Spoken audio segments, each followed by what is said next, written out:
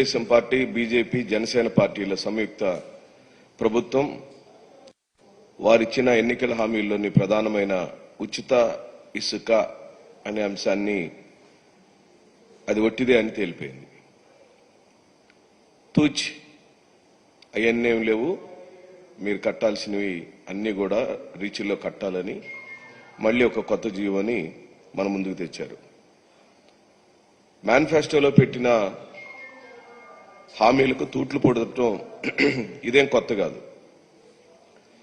TDP కూటమి ఆధ్వర్యంలోని ప్రభుత్వం ఆ ఎన్నికల మేనిఫెస్టోలో హామీలన్నింటినీ తూట్లు పొడుచుకుంటూ ముందుకెళ్తుంది. ఉచితంగా ఇస్తానన్న చంద్రబాబు నాయుడు గారు మరోసారి ప్రజలందరినీ బోల్తా కొట్టించాడు. ఇసుక ఉచితంగా ఇవ్వకపోగా స్టాక్ యార్డుల వద్ద దారుణమైన రేట్లతో ఇసుకను విక్రయిస్తున్నట్టుగా అఫీషియల్ గా ప్రకటించేశారు. స్టాక్ యార్డుల దగ్గర వారి ఫోటోతో ప్రభుత్వం ఆధ్వర్యంలో ఇసుక అమ్మబడును అని నా దగ్గర ప్రభుత్వం ప్రదర్శించిన ఓ ఫ్లెక్సీని రాష్ట్ర ప్రజల సమాచారం కోసం మరియు మీడియా మిత్రుల కోసం మేము చూపించడానికి చేస్తూ నూతన ఉచిత ఇసుక విధానం 2024 సామాన్యులకు అందుబాటులో ఇసుక నర్సీపట్నం గబ్బాడ ఇసుక డిపోలో 1225 రూపాయలకు అమ్ముతున్నట్లుగా ప్రకటించారు. ఇప్పుడు దీన్ని ఉచితం అందామా? చంద్రబాబు నాయుడు గారు ఉచితంగా ఇస్తానన్న హామీ ఏమైంది? ఎందుకు మీరు నెల రోజుల్లోనే ఈ కప్పగంతులు వేస్తున్నారు? కారణం ఏంటో ఈ రాష్ట్ర ప్రజలకు చెప్పమని ఈ సందర్భంగా నేను వైఎస్ఆర్ కాంగ్రెస్ పార్టీ తరఫున మీ అందరి ద్వారా డిమాండ్ చేస్తూ, వైఎస్ఆర్సీపీ ప్రభుత్వంలో ప్రజలు చెల్లించిన ధర నేరుగా ప్రభుత్వ ఖజానాకి సుమారుగా 750 కోట్ల రూపాయల ఆదాయం వచ్చింది.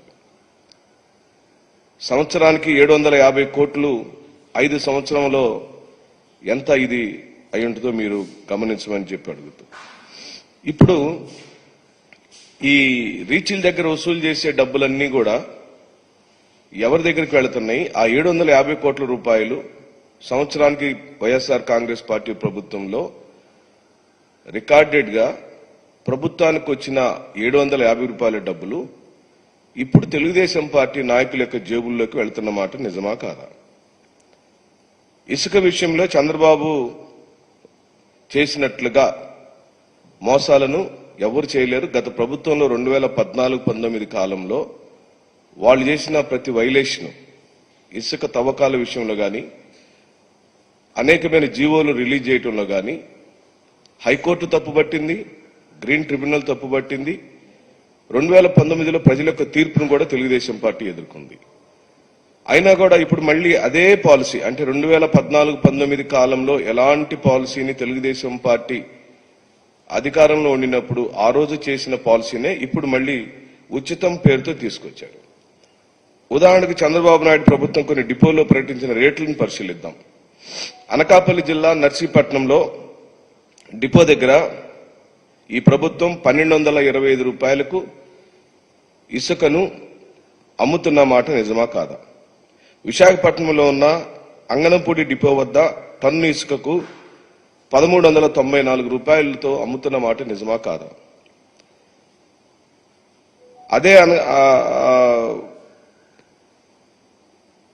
ఇదే రేట్లతో దాదాపుగా ఇప్పుడు తెలుగుదేశం పార్టీ ఏ రేట్లతో అయితే, ఎన్డీఏ కూటమి ఏ రేట్లతో అయితే ఫ్లెక్సీలు వేసి రీచ్ల దగ్గర పెట్టారో, జగన్మోహన్ రెడ్డి గారి ప్రభుత్వం కూడా అదే రేట్లతో అమ్మితే తద్వారా ప్రభుత్వానికి 750 కోట్ల రూపాయల డబ్బులు ఖజానాకు వచ్చినాయి. ఏ డబ్బులు మీరు ఈ రోజున ప్లకార్డులో ఫ్లెక్సీలేసి రీచ్ల్లో పెట్టారో అదే రేట్లతో గత ప్రభుత్వం అమ్మిన మాట నిజమైనప్పుడు ఇప్పుడు వస్తున్న ఆదాయం అంతా మీరు తెలుగుదేశం పార్టీ లేదా జనసేన పార్టీ లేదా ముగ్గురు పార్టీలకు సంబంధించిన నాయకులు ఇదిగో ఇక్కడ నర్సీపట్నం వైఎస్ జగన్మోహన్ రెడ్డి గారి ప్రభుత్వంలో నర్సీపట్నం రీచ్లో 1400 రూపాయలకి పోయిన ప్రభుత్వం ఇసుకను అందజేసింది. ఇదంతా పేపర్ యాడ్లో ఇచ్చాం, పారదర్శకంగా ఇచ్చాం, ఎక్కడ కూడా అబద్ధం లేదు. ఏ రీచ్లో ఎంత రేట్లకు ఇసుక అందుబాటులో ఉందనే విషయాన్ని స్పష్టంగా మా ప్రభుత్వం, జగన్మోహన్ రెడ్డి గారి యొక్క ప్రభుత్వం 2019 నుంచి 24 కాలంలో స్పష్టంగా ఇచ్చాం. అదే నర్సీపట్నం, అదే రీచ్లో ఈ రోజున వాళ్ళు అమ్ముతున్న రేటు 1225 రూపాయలు. 1400కు 1225 రూపాయలకు మధ్యలో వ్యత్యాసం ఎంత ఉంది? అదేనా ఇప్పుడు మీరు తీసుకొచ్చిన ఉచిత ఇసుక పాలసీ? మీరు ఏం తీసుకొచ్చారని అడుగుతున్నాం. దానికి మీరు అనేకమైన కారణాలు మీరు చెబుతున్నారు. అంటే దానిలో సన్ రైజ్ కట్టాలి, లేకపోతే ఎక్స్వేషన్ ఫీజు కట్టాలి, లేదా లోడింగ్ చేయడానికి డబ్బులు కట్టాలి, లేదా ట్రాన్స్పోర్ట్ అంటే రీచ్ నుంచి స్టాక్ యార్డ్ వరకు అయ్యే ట్రాన్స్పోర్ట్ డబ్బులు కట్టాలి, ర్యాంప్ మెయింటెనెన్స్ డబ్బులు కట్టాలి, అలాగే అడ్మిన్ ఎక్స్పెన్సెస్ కట్టాలి, డిఎంఎఫ్ ఫీజు కట్టాలా, మెరిట్ ఫీజు కట్టాలా, జీఎస్టీ అని రకరకాల పేర్లతో మీరు ఈ డబ్బులను వసూలు చేసి ఈ డబ్బులను ఉచితమని ఎలా చెప్పగలుగుతారని అడుగుతున్నాం. ఉచితం అంటే ఏంటండి?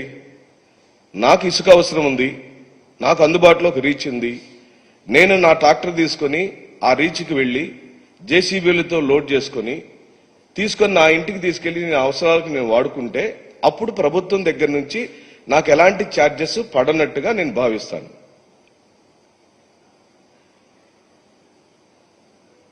ఎందుకు మీరు ఇలాంటి తప్పుడు హామీలు ఇచ్చి ప్రజలను మభ్యపెట్టి ఉచితమనే పేరుతో ఈ రోజున మళ్లీ తిరిగి ప్రజల యొక్క ధనాన్ని దోచుకుంటున్న విధానం ఈరోజు ప్రజలందరూ కూడా గమనించమని చెప్పి అడుగుతున్నాను. ఇదే రేట్లతో వైఎస్ఆర్ కాంగ్రెస్ పార్టీ ఇసుకను అందించినప్పుడు చాలా భయంకరంగా వాళ్ళు మమ్మల్ని విమర్శించినటువంటి సందర్భాలు మీరు గమనించారు. అంటే చంద్రబాబు నాయుడు గారి యొక్క విధానపరమైన నిర్ణయాలన్నీ కూడా వారి పరిపాలనని మనం ఆయన పరిపాలించినటువంటి కాలాలన్నిటినీ మనం పరిశీలిస్తే ఎన్నికల సమయాల్లో వారు చెప్పే హామీలు, ఎన్నికలు అయిపోయిన తర్వాత పరిపాలించే సమయాల్లో ఆయన యొక్క పరిపాలనా విధానాల్లో ఇవన్నీ కూడా మనకి పదే పదే కనిపిస్తూనే వచ్చాయి.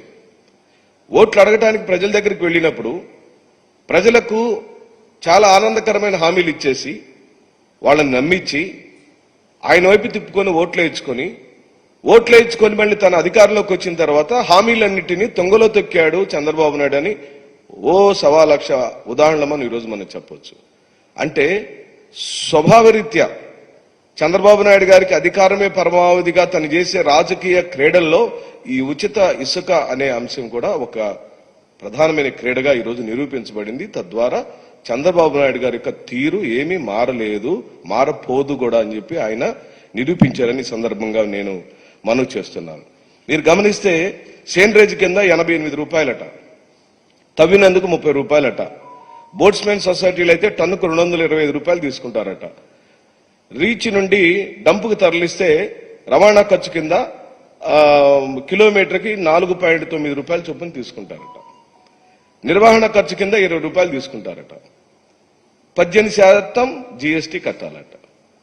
ఇదంతా వెరసి సామాన్యుడి పైన మీరు ఉచితమైన పేరుతో దాదాపుగా పోయిన ప్రభుత్వం పెట్టిన రేటుకే మళ్ళీ తిరిగి మీరు అమ్ముతున్నారని సుస్పష్టంగా మేము ఈరోజు ప్రకటిస్తున్నాం. మీరు జగన్మోహన్ రెడ్డి గారి యొక్క విధానాలను వదిలిపెట్టి వెళ్లలేకపోతున్నారని పోయినసారి నా ప్రెస్ మీట్లో నేను చెప్పాను. మళ్ళీ ఇప్పుడు కూడా రాష్ట్ర ఖజానాకు వచ్చిన 750 కోట్ల రూపాయల ఆదాయం, నికర ఆదాయం అంతకుముందు 2014-19 కాలంలో తెలుగుదేశం పార్టీ వాళ్ళు రీచ్ల వారీగా పంచుకొని, ఎమ్మెల్యేల వారీగా పంచుకొని, నాయకుల వారీగా పంచుకొని, రీచ్లను వాళ్ళ చేతుల్లో తీసుకొని టన్నుకింత రేట్ అని పెట్టి వాళ్ళు అమ్ముకున్న మాట నిజమైంది, అది నిరూపించబడింది. 2019లో ప్రజలు తగినటువంటి బుద్ధి చెప్పారు. ఈ రోజేమో అధికారంలోకి రావడానికి ఉచితంగా ఇసుక ఇస్తామని చెప్పి మాటిచ్చి, హామీ ఇచ్చి, మళ్ళీ ఇప్పుడు ఇదెందుకు ఈ కప్పదాటు రాజకీయాలు, ఈ కప్పదాటు పరిపాలన వ్యవహారాలు ఎందుకు ఈ దొంగ హామీలు ఇచ్చారని ప్రశ్నిస్తున్నాం.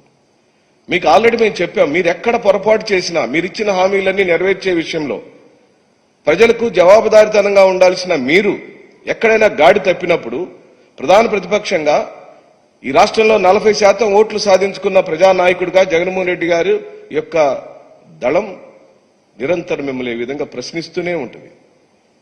అది ప్రజలిచ్చిన హక్కు, ప్రజల హక్కు. ప్రజలకు మీరు ఉచితంగా ఇస్తా అన్నారు, ఉచితంగానే ఇవ్వాలి. ఎలాగంటే నాకు నచ్చిన రీచ్లోకి నేను వెళ్లి ఇసుక తెచ్చుకుంటున్నప్పుడు ఆ సేండ్రేజల్ పేరుతోనో, ట్రాన్స్పోర్ట్ల పేరుతోనో, లేకపోతే మీరు చెప్పే మెయింటెనెన్స్ల పేరుతోనో ఎక్కడ కూడా రూపాయి కూడా సామాన్యుడికి మీరు డబ్బులు భారం పెట్టకుండా ఉండినప్పుడు మాత్రమే అది ఉచితమైన ఇసుక సరఫరా అవుతుందని ఈ విధంగా మీ మధ్యలో నేను మనవి చేస్తూ, ఘోరమైన విశేషం ఏంటంటే ఈ సందర్భంగా మీకు ఈ విషయం చెప్పాలి. వర్షాకాలం వచ్చినప్పుడు మనం రీచ్ల్లోకి వెళ్లి ఇసుకను తెచ్చుకోలేము. దానికి గత ప్రభుత్వంలో, జగన్మోహన్ రెడ్డి గారి ప్రభుత్వంలో ముందస్తుగా సమ్మర్లోనే మనం కొన్ని నిల్వలు పెట్టుకుని ఆ నిల్వల నుంచి వర్షాకాలం అంతా కూడా మనం సరఫరా చేస్తూ వచ్చాం.